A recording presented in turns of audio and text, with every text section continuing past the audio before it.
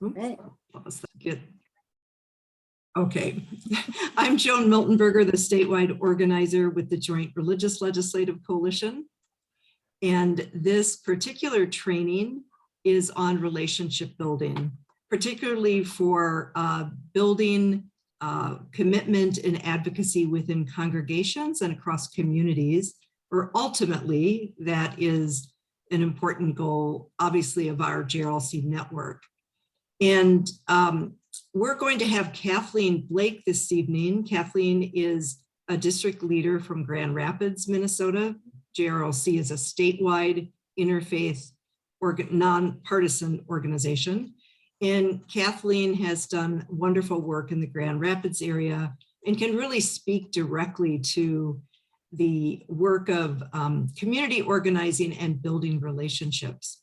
Before we get started though, I'm going to have Ann Krisnick, the JRLC policy manager, and really has great experience in the legislative strategy policy area, just share an example of how important advocates are in influencing public policy and beginning to make shifts in attitudes. So Ann, welcome. And thank you for joining us at the beginning so that you can share some of your experience in committee meetings. Yes, it's, we're busy looking forward to Monday, the start of the session, and all the schedules come out and all those kinds of things. And we're hearing from everybody about what their priorities are. There's still significant money from the Federal American Recovery Program, the ARP money related to COVID, that the legislature will figure out what to do with, and we have a budget surplus. So a lot of people have ideas about how to spend that. So we'll see. But when Joan talked about relationships, I wanted to share just one, I think, really illustrative example of something that happened in committee. So those of you that have been with the JRLC for a long time, or even just in the last year, know that one of the issues we spent a lot of time working on is changing what used to be the practice, that if someone had a traffic fine or a fee and they were unable to pay it, in addition to late fees accruing on that fine, the license would be suspended, not because they were a hazard on the road, but simply because they were poor and were unable to come up with the 130 Minnesota, in my county, be $136 if I got that ticket.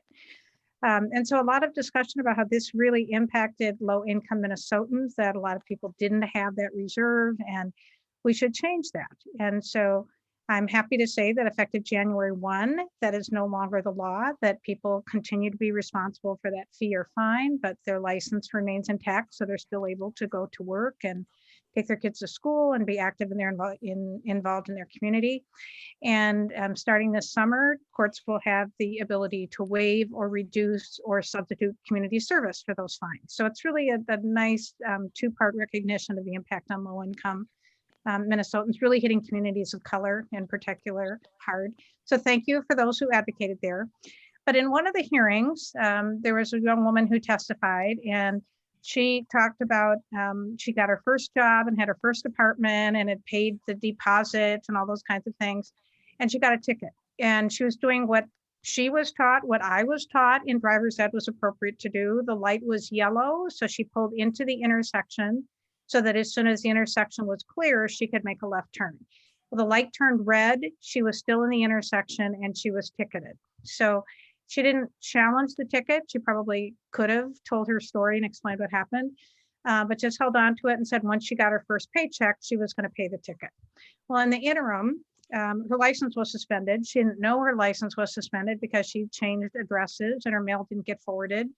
And she was pulled over for having a suspended license. So she was sharing with the legislature, with the people in the committee, who happened to be in the House, how much this cost. So you had your initial fine and the late fees and additional late fee, and then her license suspension and the ticket for that, which is about $300, and the late fees, and you have to pay to get your license reinstated.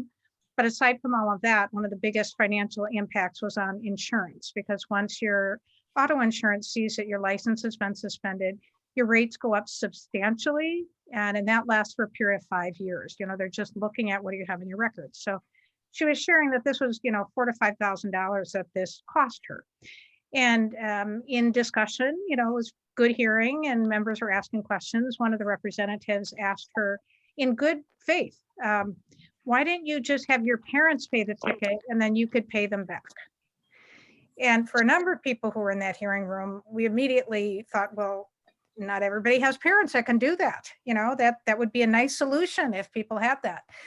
But for this particular representative and his reality, if someone needed the $100, it was be very normal to go to a family member or a neighbor or a friend. And she very tactfully, kind of being caught on the spot, did a good job of explaining that she didn't have people in her immediate world that had $125 lying around, and that her parents and her siblings and, people that were in her circle were living paycheck to paycheck. That's why she didn't pay the ticket. She's waiting until the ticket came in.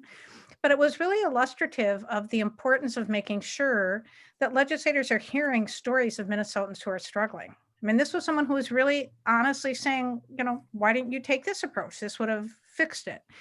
And so a lot of times when we hear from people going to the Capitol or on Zoom or however they talk to legislators, there's really this concern about, I don't know enough, or I don't have the expertise I need in order to do that. And this feeling of, in order to be competent to do that, I need to have all of this background and this depth and this knowledge. And I just want you, as your first talking about how do you build relationships within your congregation, within your community, how do you encourage people to start to build relationships with their legislators, that it's not their goal to be the experts in any technical way. It's their purpose to make sure that legislators hear, what are the concerns of people that live in the area I represent? What's the reality of some of those people whose lives I'm making decisions to impact?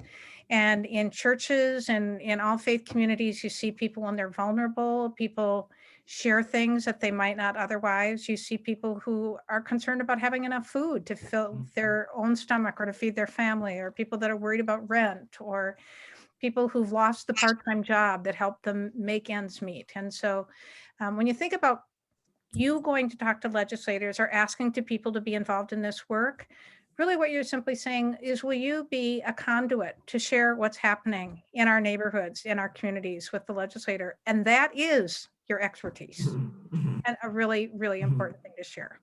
So I'm going to turn it over to Kathleen. I have to duck out at 7, but I heard part of her speech earlier today at noon, and I'm eager to hear a bit more. So thanks for joining us, and I'll turn it back over. Thank you, and really appreciate that emphasis again on, it is the stories and what's happening in your community. And that's a big part of relationship building as well. I'm going to share a few slides here about the foundation of relationship building, and then I will begin an conversation with Kathleen about that as well. So I'm just going to find my slide here.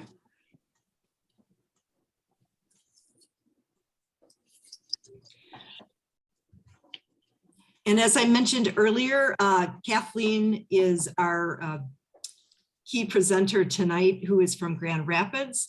She has been a director of ACT, which is Action for Churches Together in Itasca County, a faith-based community organizing group.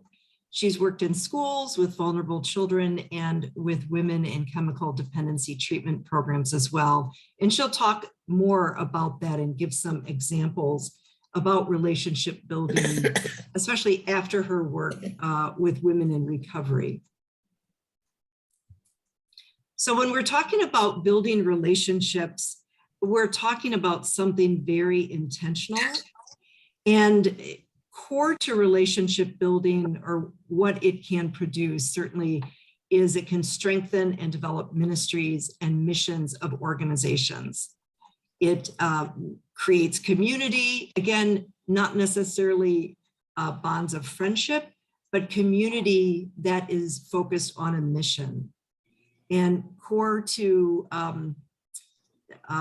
organizing for social justice is relationship building. So again, often we think of, well, a committee in a congregation will just get something done, and just that small committee isn't usually effective. I mean, isn't by itself effective enough there really needs to be the goal of relationship building throughout the congregation. And the benefits of relationship building, again, may be obvious, but we don't often put our time into this. But people want to feel heard and known.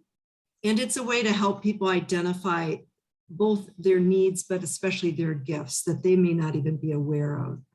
And then, of course, it creates possibilities for people to use those gifts. And within the work of JRLC, relationship building obviously can help to target participation in social justice and legislative advocacy, both within a congregation and across congregations.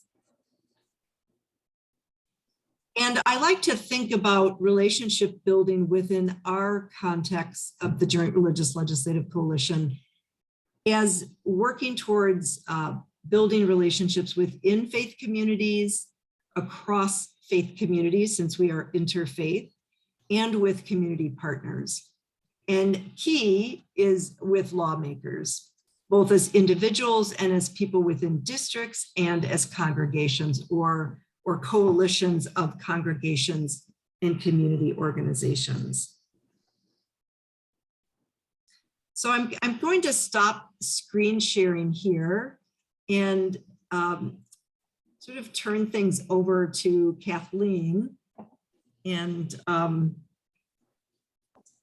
trying to see if I can have you be sort of on my recording here, the main speaker. Just a second here. Will it help if I say something? Will that help? That's great. Thank you, Kathleen. So first of all, I just want to ask Kathleen to share a little bit about yourself and about how you became interested in social concerns and faith-based advocacy. Well, I'm a mom and I'm a grandma and I'm a great grandma. And I grew up in Grand Forks, North Dakota, lived sometime in the cities, but have lived in Grand Rapids for over 30 years. I've always, I think, had a passion for what was right and wrong. When I was a little girl, I grew up in the 50s. In an Irish Catholic patriarchal family. And so I learned early on that boys had opportunities that girls did not have. And I'm not sure where it came from, what we were discussing in the classroom, but the teacher said something about mankind. And I became incensed and I led the girls in the classroom in 1955 in a revolt against the use of the word mankind. And I tell that story because we all have strong passions and we all have a strong sense of what's right and wrong. And, I think that is what motivates us as we do the work that we do. Of course, that isn't what led me to full-time organizing. Many years went by. Actually, it was when I was working in a chemical dependency treatment program. I was working with pregnant women and women with children, and both inpatient and outpatient. But when the women completed their treatment, I was providing some support services. So I was able to provide maybe a month, maybe 2 months worth of housing support, maybe if not that, maybe some childcare support. But for these women, they were mostly working low-wage jobs, 2 and 3 jobs, cobbling together childcare because it was all hours of the day and night, relying on a car that was always falling apart. And I was just so frustrated with the inability to really make a difference in their lives. And so I began praying. I was saying, God, there has to be another way, a more effective way to meet the needs of these women. And it was at that time that I became aware of a faith-based organizing group on the East Range. It was called ACT, Action Through Churches Together. And they were at a point where they really needed to take a break. And so I was hired, recognizing that they were at a spot where they needed to ease off a bit, I took their work over to Itasca County. And we formed an organization of 14 churches in Itasca County, and really had the opportunity to have a big impact. So that's kind of how I got started. Sounds like an amazing, exciting start. And how does relationship building tie into that? And as sort of a second question related to that, how did relationship building grow the organization? Well, first of all, I didn't know what I was doing when I started. I knew what they had done on the East Range, and I knew they did good stuff. And I knew that if we could build an organization of faith-based organization of people coming together around common values, that we too could do some great things. And so I had the good fortune of knowing Patrice Menner, who is the director of the Office of Social Apostolate in the Duluth Diocese. And Patrice said, I want you to talk to Father Tom. Tom Radayach was the priest at St. Joseph's Catholic Church. So I sat down with Tom. I made a phone call, as we do when we do our relationship building. I explained who I was, what my role was, and that I would like to talk with him about the concerns that he saw, not only at St. Joe's, but in the community of Grand Rapids. And so Tom and I sat down and had a wonderful conversation. I was fortunate that he was the first person I got to sit down with, because I learned quickly that he had a great passion for not only providing charity for those who are in need, but also for addressing the systems that were keeping people in poverty and keeping people in a constant state of crisis. And so when I finished talking to Tom, I said, who else might I talk to? And Tom suggested that I talk to Kay, a member of his congregation, who was a guardian ad litem, who had recently moved from the Twin Cities, and who was really looking for a way to continue her work to make life better for those who were struggling. And, Kay and I had a wonderful conversation. Again, I think how fortunate I was that those were my first two conversations. But we had this great conversation about her passions, her concerns, the things that she had seen, the things she had experienced, what she had seen with the children she worked with, and her frustration with not being able to make a larger difference in society. And so from there, it was, okay, you know people at St. Joe's, who would you recommend that I talk to? So it was really a process of going from one to another. We built within St. Joe's a group of individuals who shared our passion to build an organization that could actually address not just the charitable needs of people, but also the systemic issues that were getting in people's way. And from there, we said, okay, what about the other churches in our community? So from there, I was like, perhaps we're fortunate that we're a smaller community. I could say, who do you know at United Methodist or at St. Andrew's Lutheran or wherever? And I was given names to talk to, but more important maybe, or as important, I don't mean more important, as important was that I also asked Father Tom, who else among the clergy would you recommend that I talk to? So I was also able to go out and say, Father Tom recommended that I sit down with you and have a conversation, and this is what it's about. And so within their congregation, I would get names. And believe me, when you say, Pastor so-and-so asked, recommended that I talk to you, that opens way more doors than if I just call somebody up and say, hey, I want to talk to you. So that recommendation, whether it's from a pastor or from another individual, was key to the organizing that we did.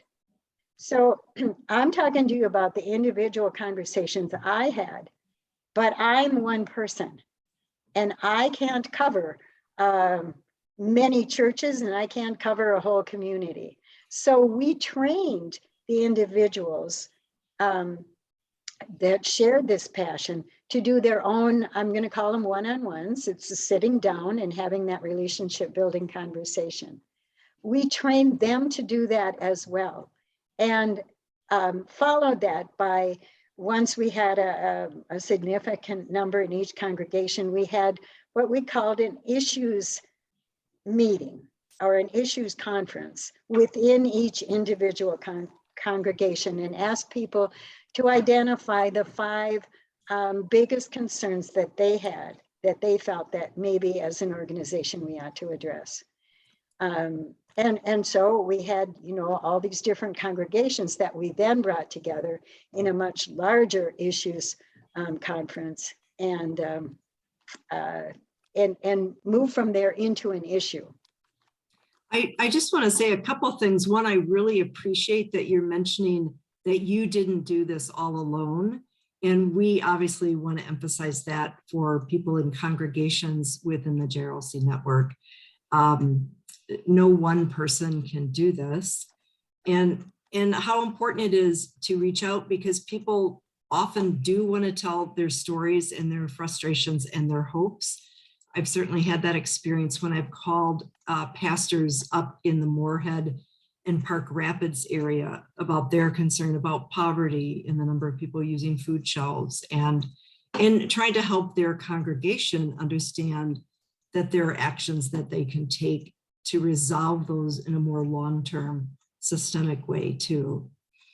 And I'm just wondering if you can share some of the benefits, not that there's an immediate outcome of a conversation, but some of the benefits that your group experienced, some of the outcomes that you experienced, whether that was with county commissioners or other lawmakers, that the power of the multiple power of that relationship, what were some of the benefits of that? Well, I think I'll start with the first issue that we took on, because I think that's a good example of what the benefits are. So when we had our first issues conference, the local community action agency, for whatever reason, lost their funding for 1 year for the Family Safety Center. It probably had something to do with paperwork. And they had been assured they would get it back the second year. Well, when we all came together, we divided into 5 groups and said, you know, groups that are concerned about housing meet here. You know how you do that. And when we all came, we asked each group to identify an issue that was definable so that we could easily express it to others, that it was winnable, reasonably winnable, and that it was time limited so that people would develop a sense of success. And so when we came back together, the Community Action Agency had just learned the day before that they had lost their funding. And so that was just a no-brainer when they brought that up. I mean, number one, who can be against children? And for those of you who don't know what a family safety center is, that is a place where if a couple is separated and the exchange of the children is not going well, whether there's physical violence or verbal, you know, a lot of fighting going on, the judge can order or the parent can request that the exchange happen at the safety center, so that the children go in one door with the one parent, the other parent is at the other end of the building, a social worker takes them, you know, from one parent to the other, is so that the children are spared that. And like, it's difficult to be opposed to that.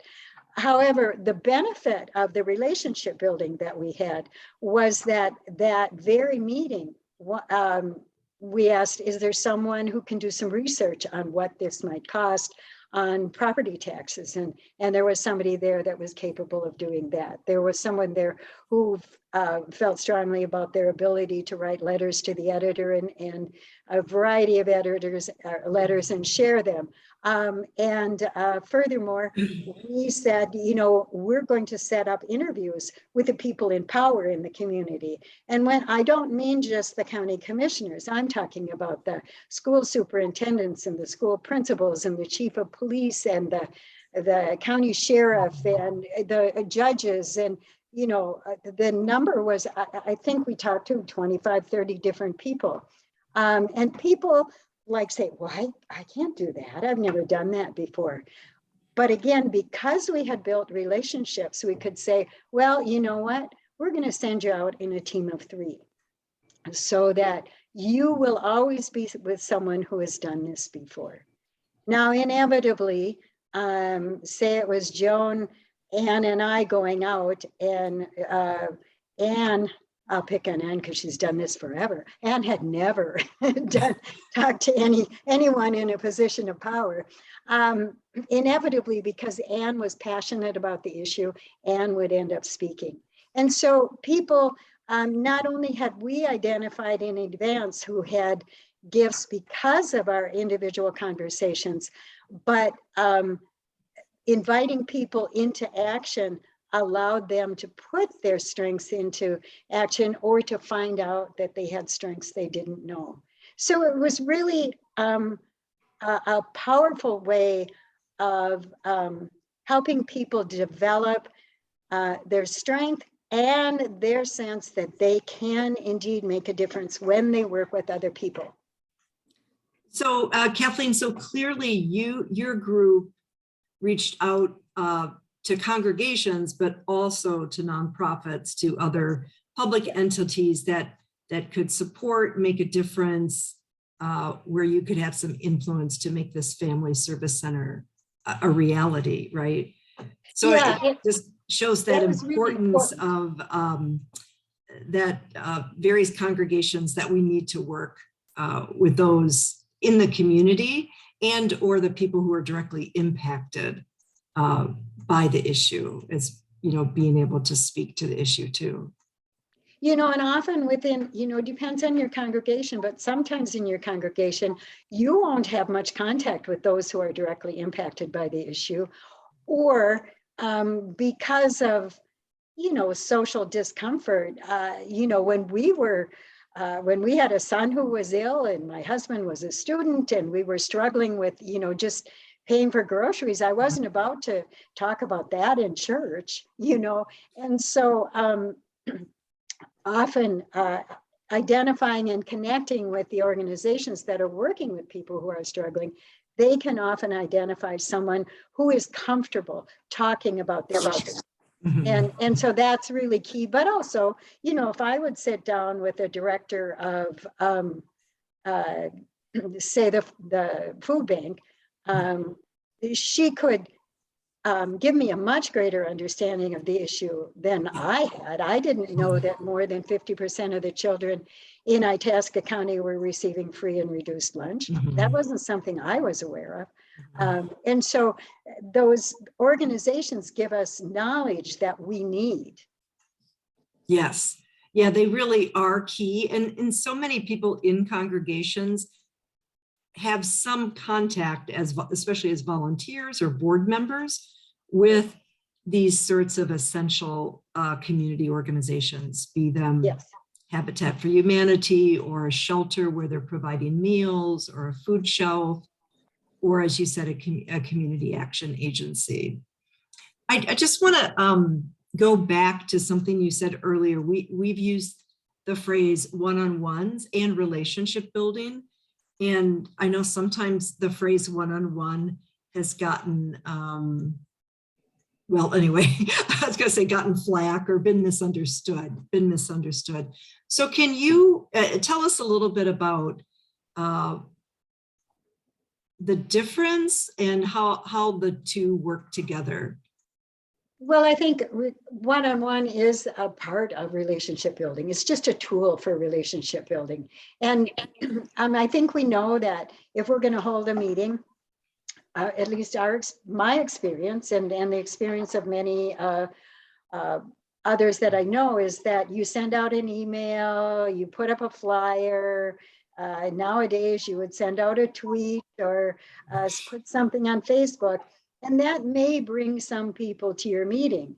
The problem is that normally you get all what I call all the usual suspects. The people that were going to come anyway, the people that already have a concern about that issue, and the people that are already active.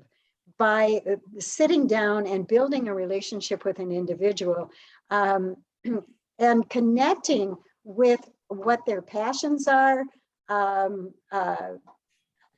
think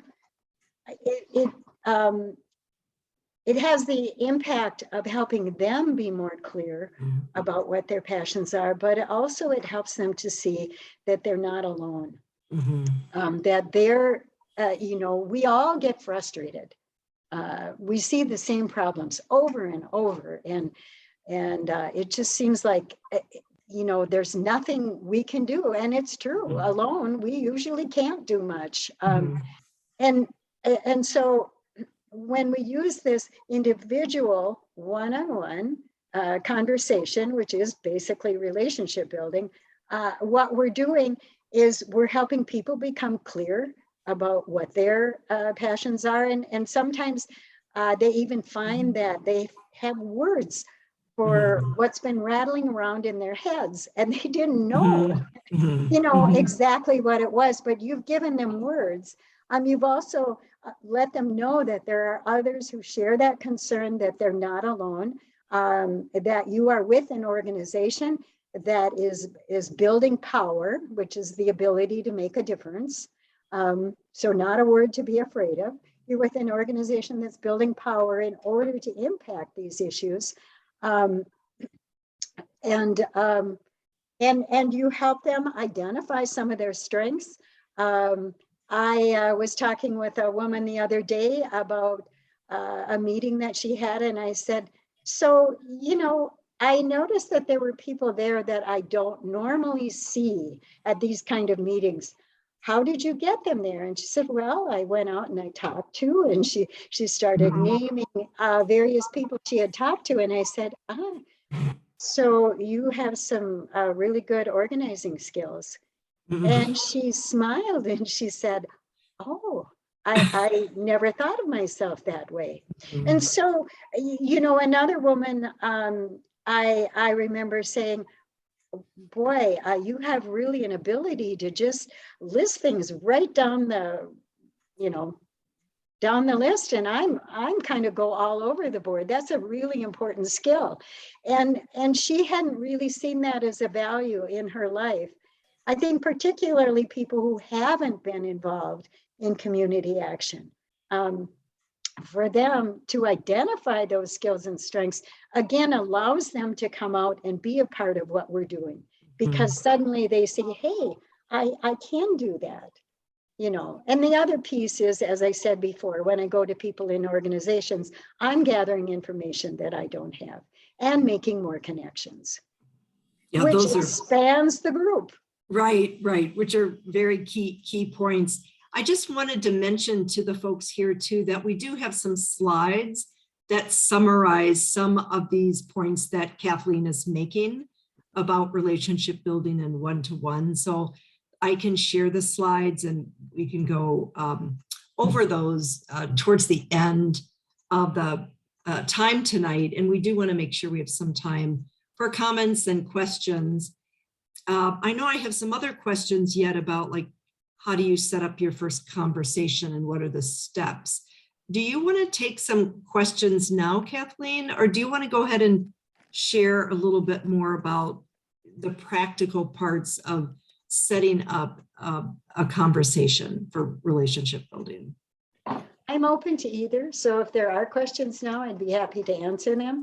But also, if there's no questions, we can move forward. Go on. Well, let me just ask folks, if you have so far with what you've heard, do you have any comments, or do you have an experience in your own community or your congregation where you're trying to build relationships, or you're trying to build momentum or engage more people for social justice, do you have any experiences that you want to share, and maybe successes that you've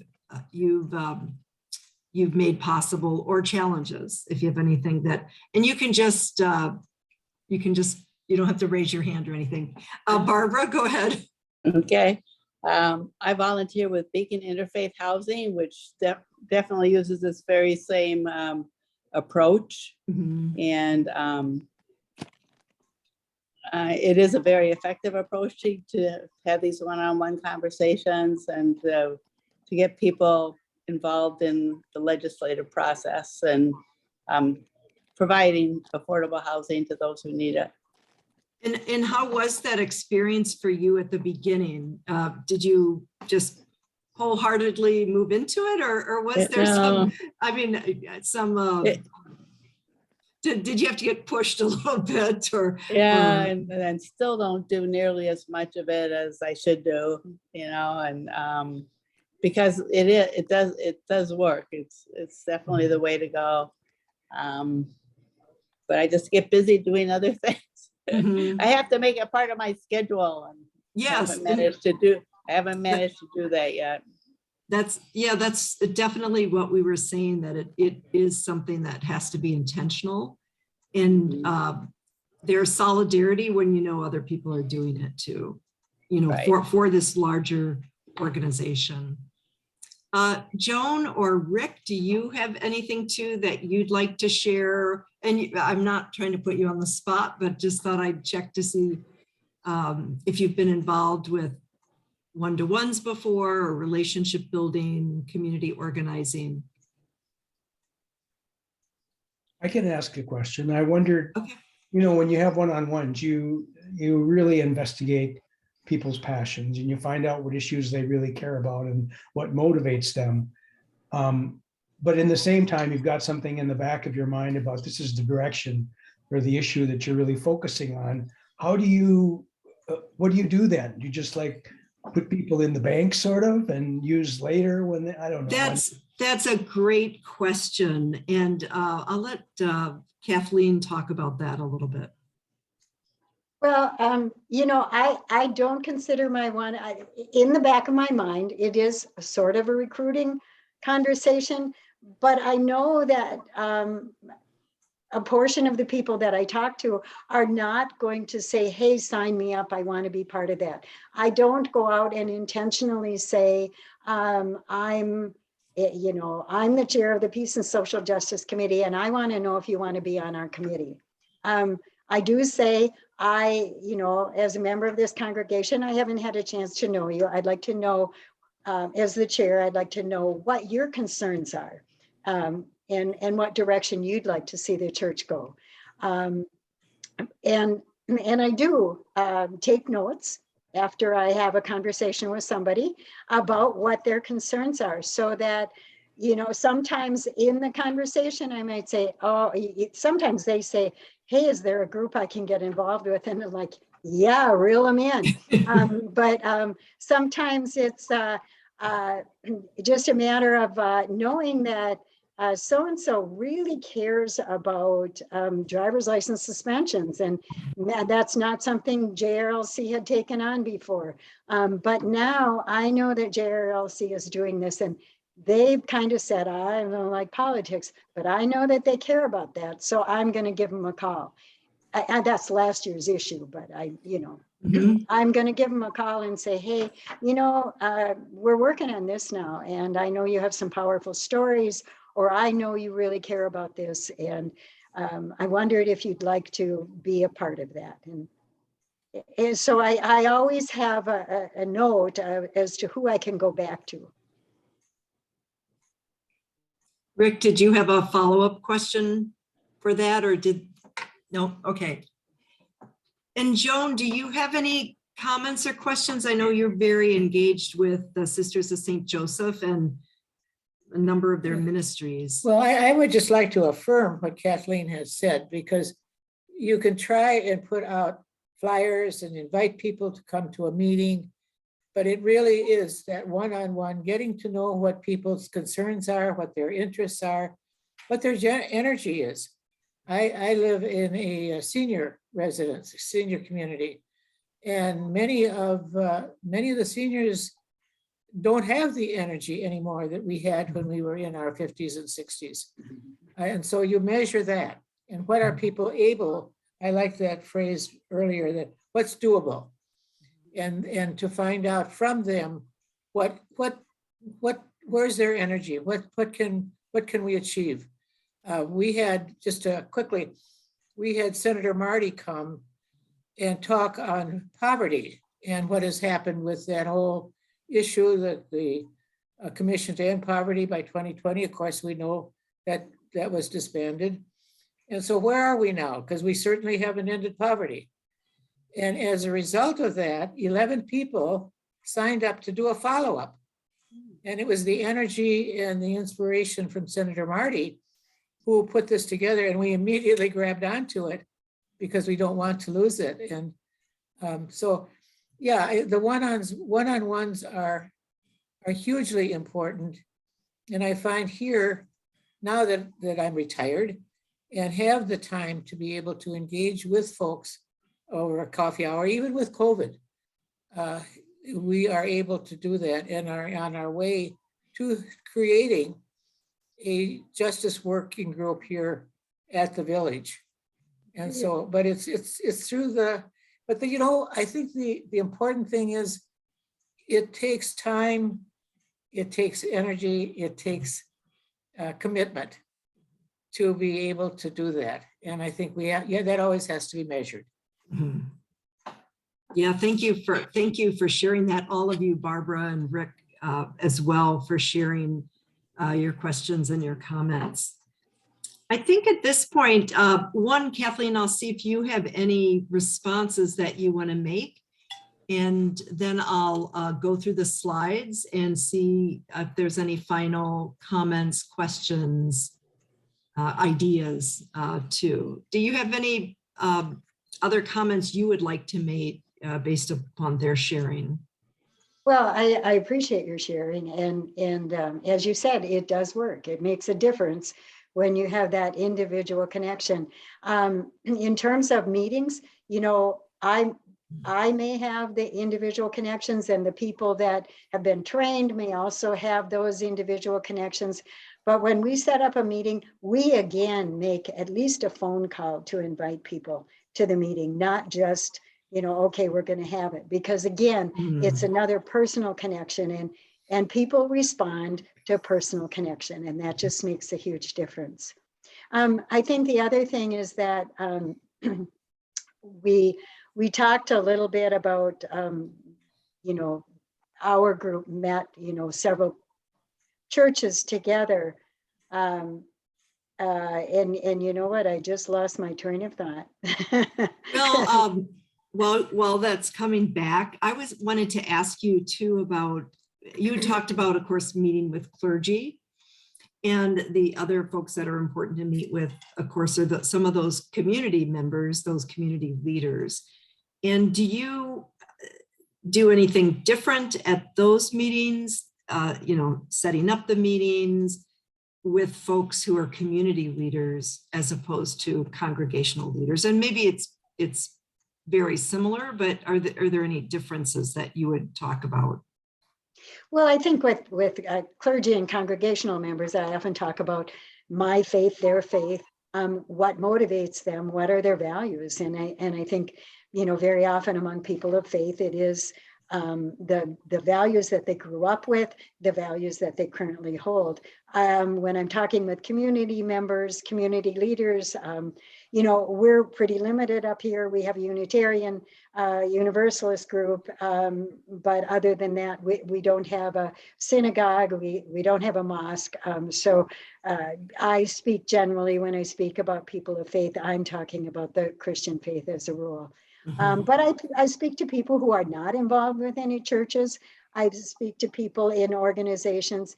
And again, it's that, the homeless shelter that we have up here, they certainly do legislative work, But again, they are a small group.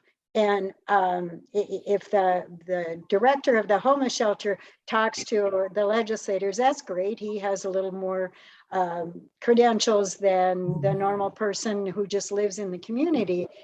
But if he has a whole bunch of people talking with those legislators about those concerns, it makes a huge difference. And an example would be when we were working on raising the minimum wage. Remember way back when we just wanted to go to $9.50? And when we were working on that, I sat down individually with our area legislators, and they're like, well, we can go to $7.75, but we can't go too much higher because, and all these excuses. And I said, well, I'll be coming back and talking to you again. And I came back with 4 people. And as Ann said, the legislator in good faith asked perfectly what to him was a legitimate question. Well, one of the in one of our meetings, our state senator said, well, it's all about education, at which point 2 of the women said, well, I have a degree in math and a degree in, I don't remember, and I'm working a minimum wage job up here. And the other one also had a degree. And so we provided education, but even that was not enough to move him until we had a public meeting. And we had over 125 people. And all of a sudden, and we had some area legislators who were going to support the increase. And so as this person is surrounded by 125 people plus fellow legislators who are going to support it, all of a sudden he changed his mind. And so that's the power of numbers. And I think we forget how important it is to build our numbers so that we can have an influence.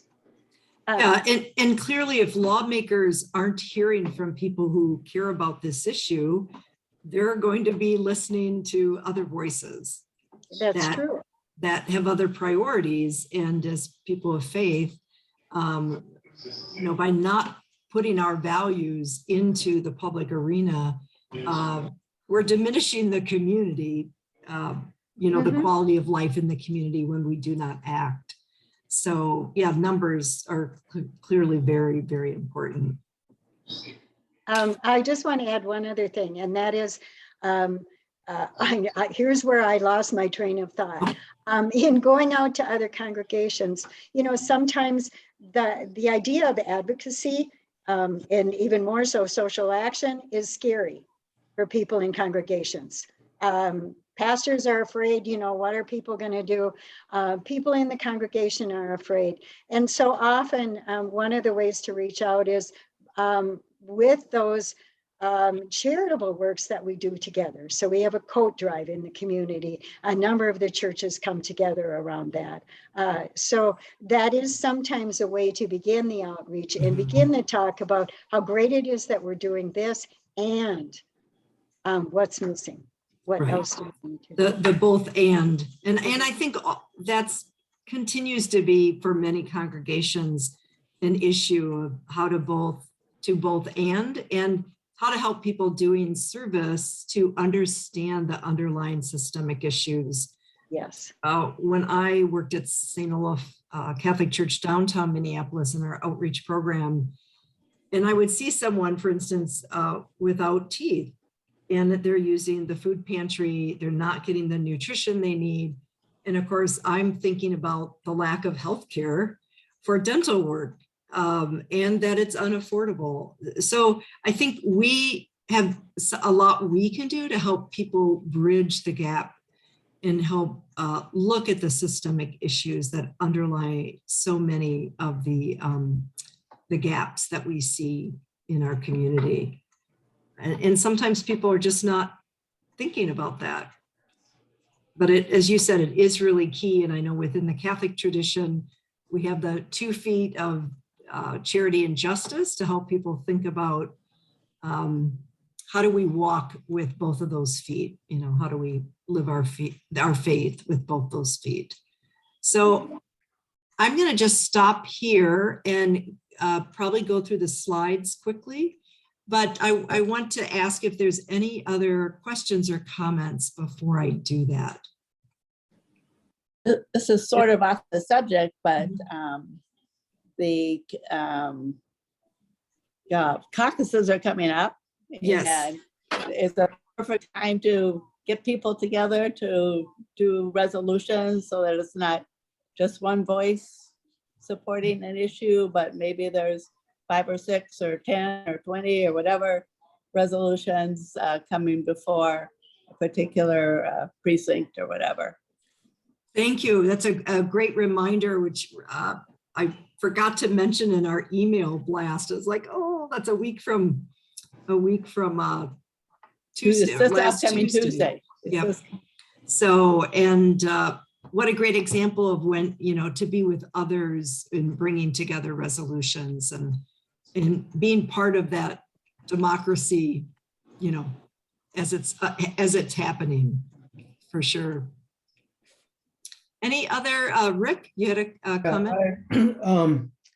A lot of times, or since you're talking about precinct caucuses, a lot of times the Teamsters or some group has resolutions and then distributes them to their members to bring to the precinct caucuses. Does JRLC have any? We haven't done that. And I'll explain the primary reason, because we're a nonpartisan organization and the caucuses are by party.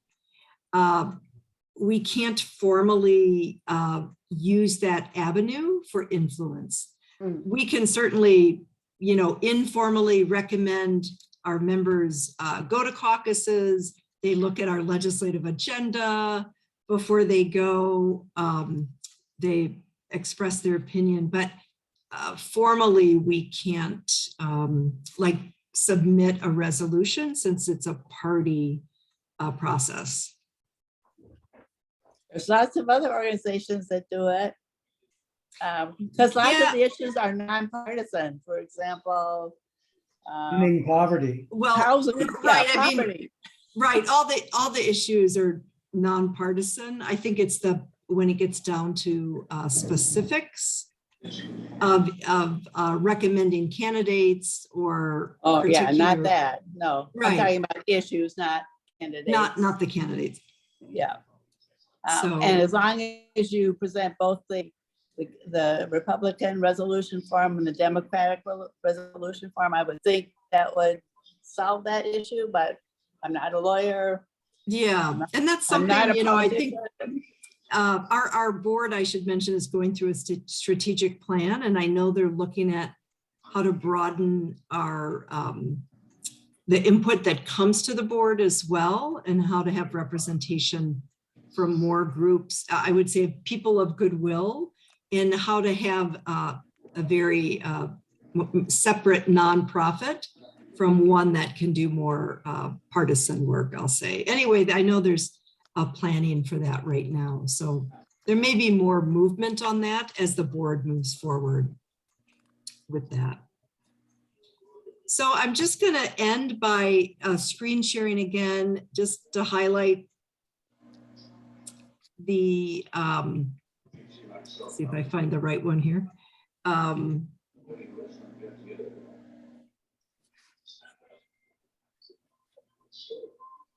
So I won't go over each one of these, but we've talked about some of the goals of meeting for one-to-one and why that's important in terms of modeling respectful ways of listening, sharing information, modeling the values of the organization or the congregation. Oops, let's see if I can. And then how to begin. Kathleen did talk about, who within my congregation may have concerns. So who are 2 or 3 people I can reach out to and make a phone call to.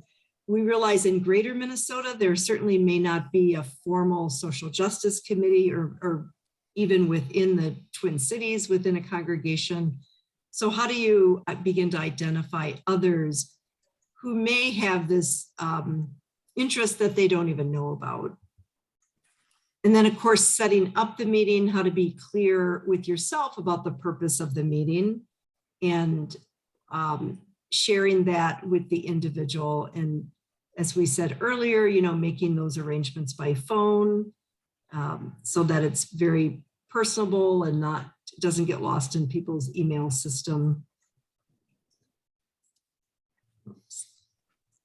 And then the meeting itself, again, the importance of being curious about the person that you're meeting with, being willing to share something about yourself, and really looking for the connections and understanding the gifts of that person you're meeting with and what excites and motivates them, and inviting them, if appropriate, if it makes sense, to further action. These are some sample meeting questions I won't go over. Again, establishing some common ground with the person you're meeting with.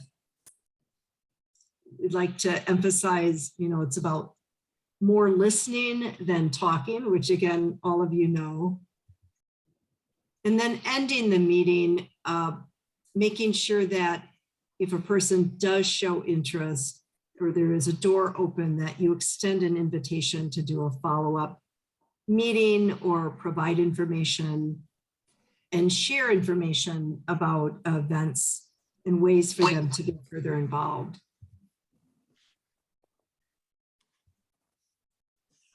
And then it sounds like many of you are in the process, or you have been doing this for a while. We were going to ask, to determine 2 or 3 people you'll meet with in the next couple of weeks. And is there anything holding you back to do that? And Kathleen, I'll see if you have any final comments as well before we sign off here. It's just a few minutes after 7:30, so. No, I just want to say I appreciate the experience that that you all have shared, and I appreciate the questions. And I look forward to all of you inviting some people to participate in JRLC's Day on the Hill. Thank you. And I meant to mention that at the very beginning as well. That we do have a couple more training opportunities coming up in February.